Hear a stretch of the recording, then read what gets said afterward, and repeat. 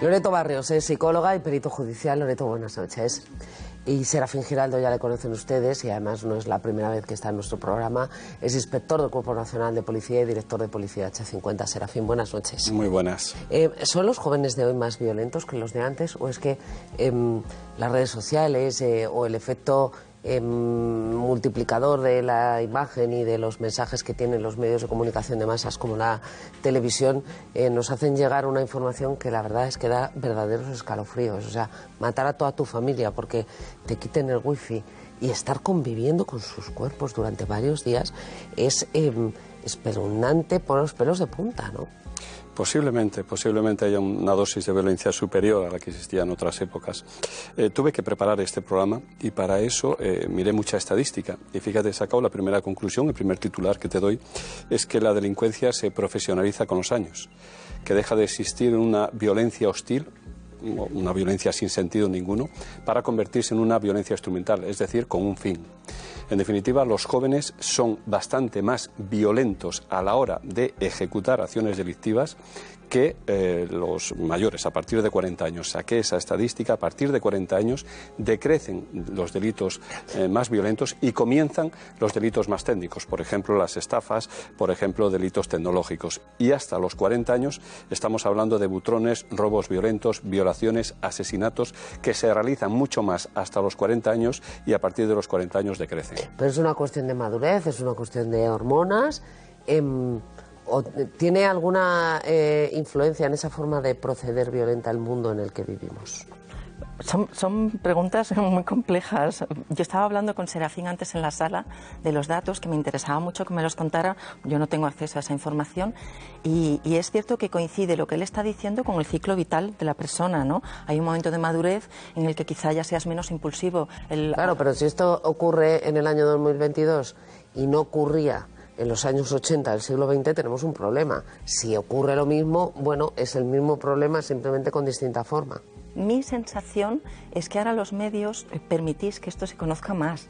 No necesariamente hay más violencia, pero el hecho de que precisamente le deis más cobertura a esta información también permite una toma de conciencia y permite trabajar sobre eso. O sea que en realidad no creo que haya una actitud escandalizadora. Es cierto que los medios, pues a lo mejor a veces de esto se habla, ¿no? Se habla, pero permite que la sociedad se mire y diga, bueno, vamos a ver, ¿hay algo? ¿Qué tiene ¿qué tiene el wifi?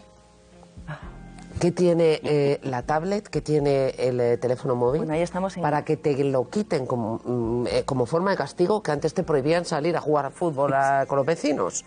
¿Qué tiene para que seas capaz de cargarte a toda tu familia? Hay una componente adictiva de los medios tecnológicos y luego hay una componente, vamos a ver, es que este chico probablemente tiene un perfil cuasi psicópata, porque esa frialdad en el ser capaz de convivir con los cadáveres de sus seres queridos, eso es de persona que no tiene una empatía afectiva, realmente no le duelen esas personas. Entonces, con toda la prudencia, ¿no?, de hablar del caso, son perfiles bastante singulares, no es lo habitual. O sea, a lo mejor Sí, pero hemos visto ahora mismo otros casos, por ejemplo, el del chaval en Murcia, 13 años, que agredió al profesor. Agredió, por eso me refiero que yo creo que hay un nivel, no le ha matado, le ha tenido 3 días metido en un sótano, pero en fin, que es que eso ya roza, iba a decir roza lo macabro, ¿no? Eso es absolutamente macabro. Correcto. Fíjate que en la policía distinguimos dos tipos de violencia. Una, la que has indicado, la violencia individual, y la otra es la violencia grupal, es decir, cuando actúan en grupo. En este caso, y además que no es lo mismo, entiendo, perdona que te interrumpa, que de repente en un momento de ira, pierdas el control y con 17 años a lo mejor pierdes más el control con más facilidad que con 50. Y otra cuestión bien distinta es que planifiques y ejecutes. Correcto. Y en ese caso que expusiste, la frialdad, y aquello era una cacería humana. El caso que expusiste de Elche fue una cacería humana. Primero acaba con la vida de la madre, luego acaba con la vida de su hermano, es decir, lo persigue y huye y le pega unos tiros por la espalda y luego espera 4 horas a su padre. O sea, la frialdad, la cacería humana, la falta de miramientos, convertir a su familia en prácticamente cosificarla a su familia es tremendo para un niño de apenas 15 años. Pero es que fíjate, individual y colectivo. Colectivo ha pasado lo siguiente y he establecido una especie de comparación. En el año 68, el movimiento hippie o aquí en España en la transición, la policía corría detrás de los jóvenes, los grises corrían detrás de los jóvenes y los jóvenes huían de la policía. Pero es que ahora, permíteme que lo diga, somos nosotros los que corremos casi delante de los jóvenes. Hay grupos de ideología política muy bien organizados y es la única manera que veo yo organización juvenil es en esta violencia reivindicativa, pero reivindicativa tremendo, es tremendo la violencia que ejecutan. Te hablo de grupos como Gamonal, Izquierda Castellana, los CDR. Son auténticas mafias organizadas de jóvenes que suponen un peligro colectivo, un peligro sobre todo para la policía. Y fíjate ahora que las bandas latinas de las que hablábamos la semana pasada. Con eso iba ahora, con las bandas latinas que se organizan, imitando un poco las verdaderas bandas, porque sigo diciendo que son meros imitadores, son burdas orquestas de pueblo que tratan de imitar a grandes artistas internacionales. Así son las bandas, supuestas bandas latinas que tenemos en España, pero de alguna forma se organizan para ejecutar la violencia. Las reivindicaciones de la transición, las reivindicaciones del 68 eran más políticas que actualmente. Ahora actualmente tienen de todo. Yo entiendo que estamos en un Estado constitucional donde las libertades y los derechos existen. No tienen nada que reivindicar. Entonces sí, pero es que ahora no existe, bueno, no tiene nada que reivindicar, supongo que algún tipo de cambio, pero no con la extrema virulencia con la que se pronuncian. Bueno, puedes reivindicar en una manifestación, pero no hace falta que tires cócteles. Correcto, efectivamente, es que entonces no se les dejaba que se manifestaran, ahora se permite la manifestación y sin embargo las manifestaciones se vuelven violentas. Por tanto, vuelvo a concluir lo mismo, es una extrema violencia la que se practica por parte de la juventud, y yo he sido joven, Yo he sido joven también, no estoy diciendo que sea... Loreto, en esos fenómenos que dibuja Serafín podemos encuadrar los asesinatos en los que participan el grupo, caso, por ejemplo, que ese ya tiene años, de Sandra Palo. Es que es distinta, o sea, en la adolescencia hay un par de matices, el del córtex prefrontal que todavía no ha madurado, con lo cual es impulsivo y de repente puede verse abocado a hacer algo y después tomar conciencia, ¿no? Y decir, ¿qué he hecho y ahora qué hago, no? Y luego está la búsqueda de modelos. El adolescente está en ese proceso en el que busca fuera de casa y quiere buscar su personalidad, entonces dependiendo de los modelos que tenga fuera, pues va a elegir. Entonces las bandas muchas veces en ese caso son ese modelo fallido, ¿no? Y la violencia forma parte de ese ritual de acogida, ¿no? Para ellos es, bueno, es un distintivo, ¿no? Entonces, y el caso de Sandra Palo, creo recordar que fue en grupo, ¿verdad? Sí, fue un grupo. Sí, fue un grupo, sí.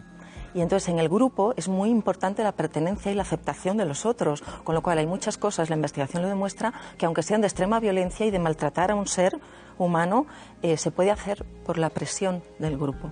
¿Tú consideras que...? Y sobre todo si hay un liderazgo muy fuerte que te lleva por ese camino, ¿no? Porque tu necesidad de ser aceptado es muy superior en esos momentos a tu propia sensibilidad, que muchas veces la puedes tener. No tienes por qué ser un psicópata, no tienes por qué ser un ser frío. A lo mejor te duele lo que estás haciendo, pero es que la presión grupal te lleva, ¿no? Entonces ahí la sociedad sí quizá tiene un trabajo que hacer, ¿no?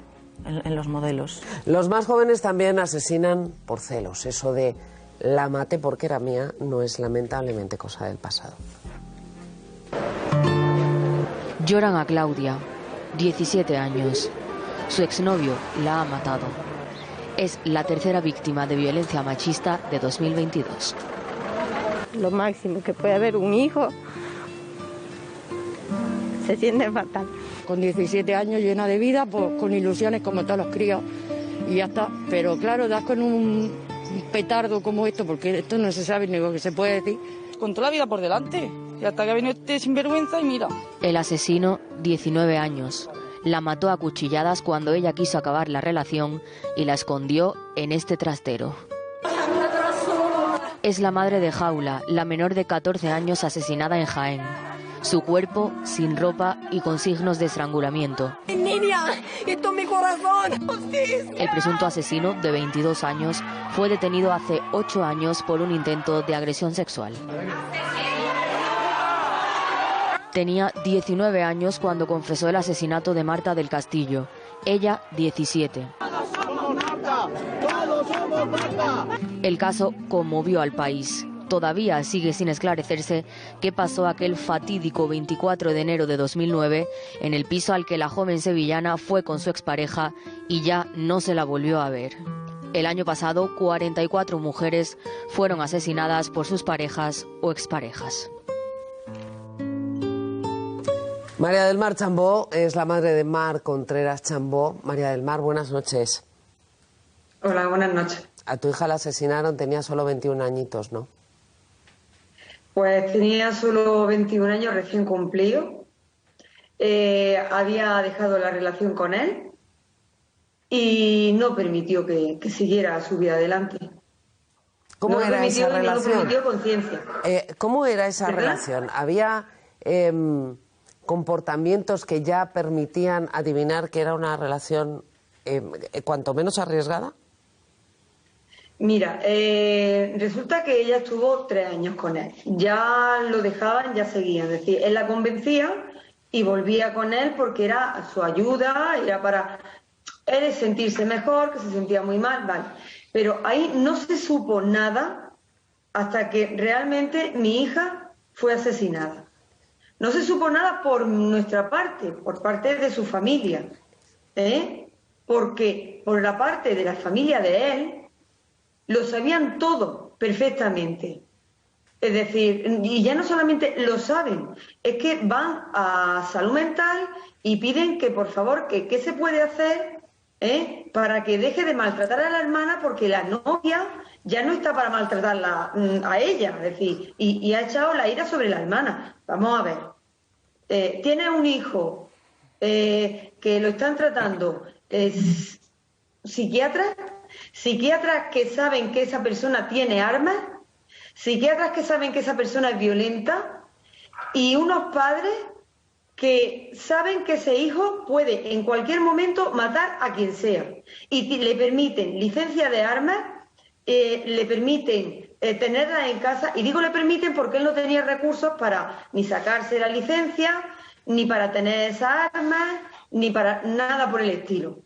Es decir, y además, cuando había una pelea, porque claro, eso es dolorosísimo porque te vas enterando después. Claro. Si ya el hecho de que te asesinen a tu hija es doloroso, el ver todo lo que esos padres sabían, o cuando había alguna pelea y se la llevaba a su casa, su madre pues le daba un diazepam o le daba un zolpidem, algo para que la niña cuando viniera a mi casa estaba, que además ella pues tenía alergia y demás, ella venía muy cansada. Pero bueno, ¿qué te pasa, María del Mar? Mamá, no me pasa nada, mañana hablamos, es que estoy muy cansada, me quiero acostar. Pues ¿qué le dices? Pues nada, cariño, pues acuéstate y ya está, y mañana hablamos. Al día siguiente ya se había enfriado la cosa, el asesino ya había hablado con ella por WhatsApp, la había estado machacando, de tal manera que a mí no me contaba nada. Luego, es decir, que cuando hay un problema, el entorno, en vez de intentar resolverlo, trata de encubrirlo, por lo menos en tu caso. Claro, es decir, esos padres conocen todo el tema, conocen los maltratos que está sufriendo mi hija, tanto psicológicos como físicos, conocen cómo es su hijo.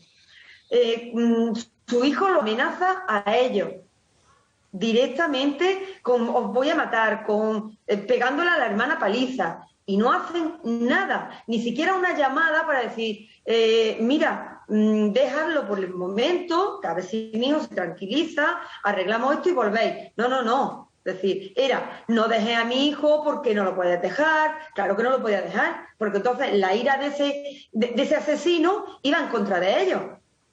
Pues ten un poquito de luces y alerta o quítale las armas de en medio, pónselo más complicado, no se lo pongas tan fácil. Ya, además de que fue algo premeditado. Tu hija, que sabía que tenía problemas, ¿nunca quiso alejarse y decir aquí no vuelvas y poner tierra de por medio?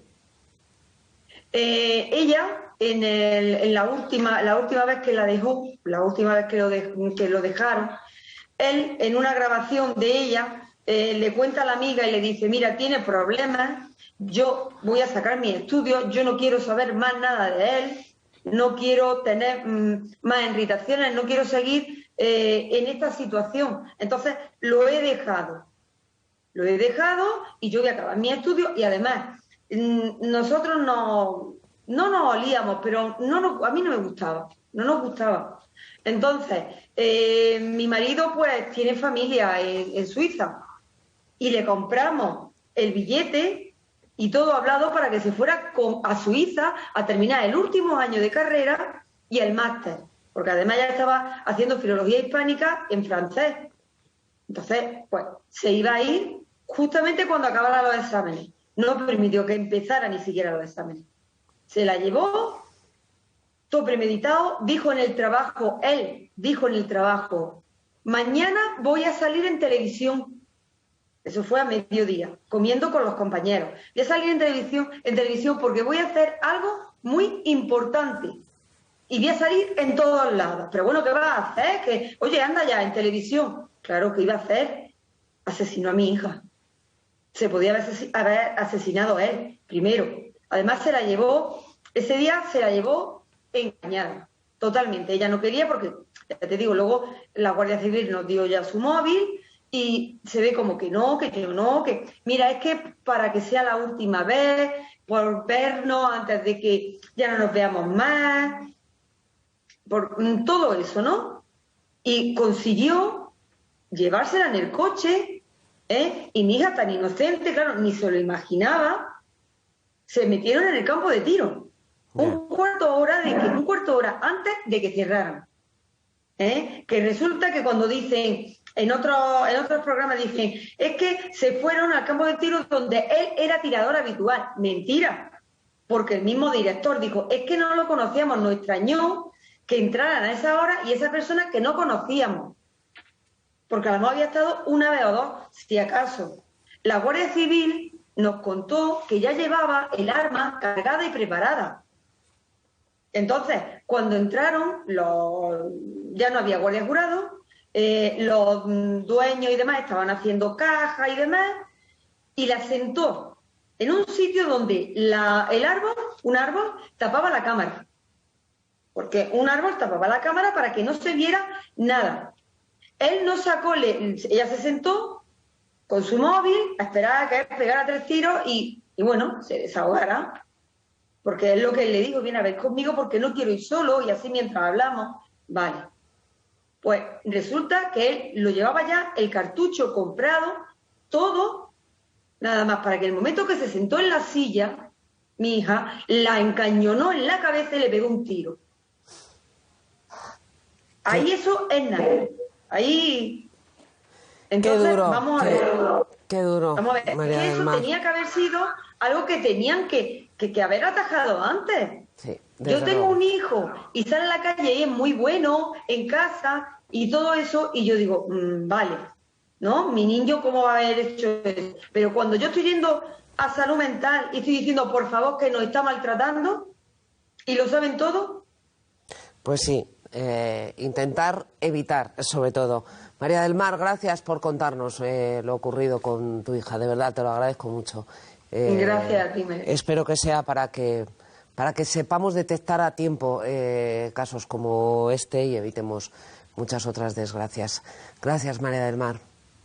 Gracias a ti. Un abrazo. Por pensar en mí, gracias. Es que hay veces que las cosas se ven venir. Hay otras que no, pero hay veces que cuando detectemos, yo creo que lo importante es no tener miedo de decir, mira, hasta luego.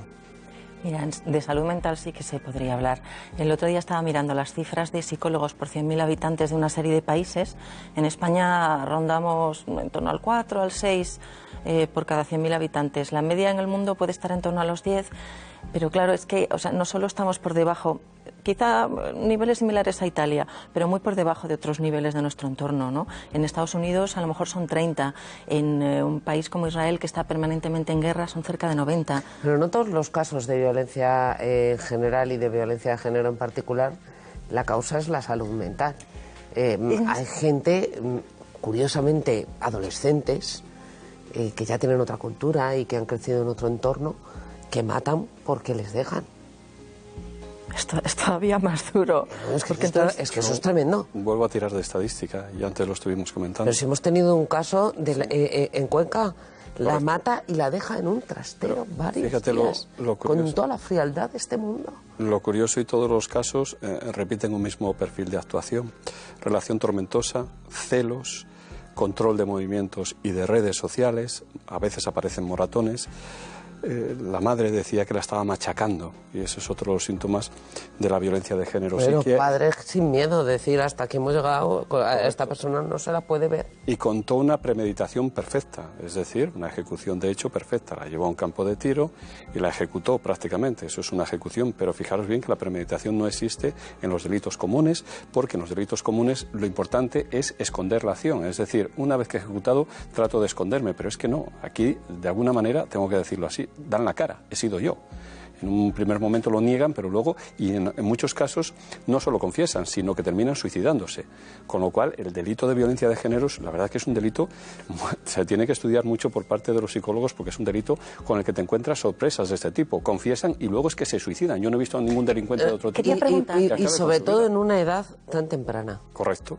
Que vienen ya de crecer en otro entorno, en otra cultura. Porque esa cultura machista es de nuestros abuelos, si me apuras, pero no de chavales que ahora mismo tienen 13, 14, 15, 17 años. Correcto. Yo quería preguntarte, mi sensación es que últimamente la violencia de género entre adultos, ahora el hombre se suicida mucho más que antes. Correcto. Porque ahora se conoce el delito mucho más que antes. Antes podía pasar desapercibido, y yo creo que ahora no se ven capaces de asumir lo que han hecho y por eso caen en el suicidio mucho más. Sí, al fin y al cabo han perdido su posesión, que es su mujer, porque la cosifican también.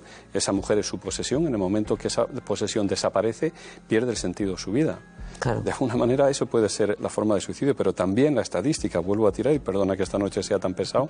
No, además es que aporta mucha luz los datos que estás dando. Pero las víctimas van creciendo hasta los 40 años. Es decir, desde los 14, 15 años hasta los 40, 4.900 denuncias, por ejemplo, de 35 a 40 que hubo en 2020, iba creciendo poco a poco, hasta las 4.900. A partir de 40 años decrece las víctimas de violencia de género. Y con los agresores sucede lo mismo. Crecen hasta los 40 años y a partir de los 40 años decrecen los agresores. Por tanto, 40 años es la edad, de alguna manera, que marca esa curva de violencia, en la violencia de género y en otro tipo de delitos, para mí tan deleznables como la violencia de género. Son los delitos de odio. Con los delitos de odio pasa algo parecido. La sangre caliente, a lo mejor.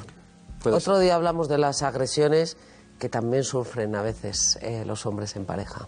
Correcto. Porque esa estadística a lo mejor no la encuentras. No está por ningún sitio, y mira que la busqué, pero no está en ningún sitio. Serafín Loreto, gracias por estar esta noche con nosotros. En 4 minutos regresamos, la última hora en el partido.